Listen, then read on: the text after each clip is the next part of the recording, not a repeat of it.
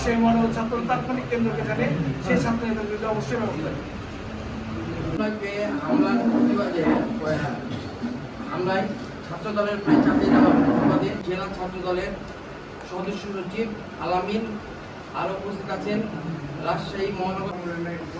যার জন্য আমরা রাজশাহী মহানগর ছাত্রদল, রাজশাহী জেলা ছাত্রদল এবং রাজশাহী প্রিয় সাংবাদিক বৃন্দ, আসসালামু আলাইকুম। আপনারা আসসালামু আলাইকুম। একটা প্রশ্ন ছিল, তিনি যে অভিযোগ করছে শৃঙ্খলার ক্ষেত্রে জিরো টলারেন্স নীতিতে তারা অবস্থান করছে। কেন্দ্র থেকে আমাদের যত বড় ছাত্রনেতা হোক, যদি কেউ দলীয় শৃঙ্খলা বা সাংগঠনিক নিয়ম বহির্ভূত অধিক নেতা কর্মীকে আমাদের সংগঠন থেকে কেন্দ্রীয় ছাত্র সংসদ ইতিমধ্যে শোকজ করেছে। 300 তারা এই ক্ষেত্রে খুব স্ট্রিক্ট আছে, কোন রকম শৃঙ্খলা তালিকায় আপনাদের ছাত্র এটা আসলে ছিল সমন্বয়কারীদের প্রোগ্রাম। আমাদের জানা মতো 2 গ্রুপে তাদের ভিতরে গণ্ডগোল, তাদের দায়ভার কেন ছাত্র দলের উপর চাপানো হচ্ছে?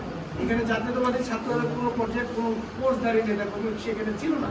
আমাদের সাংগঠনিক অভিভাবকদের জনাব তারেক রহমান সাহেব বলেছেন, আমাদেরকে নির্দেশ দিয়েছেন, আমরা কিন্তু বৈষম্য বিরোধী ছাত্র আন্দোলনে সারা বাংলাদেশে আমরা কিন্তু আমাদের নেতা কর্মীদের কিন্তু সক্রিয়ভাবে আন্দোলন থেকে হাসিনার বিরুদ্ধে আন্দোলন করেছি, অর্থাৎ ছাত্র আন্দোলন করার চেষ্টা করেছি।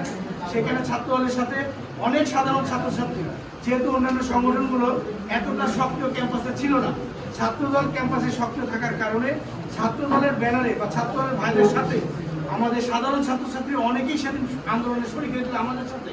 বিধায় এরকম কেউ যদি যেয়ে থাকি সেখানে তার দায়ভার যদি ছাত্রদলের উপর দেয়, এটা তো ভাই দুঃখজনক।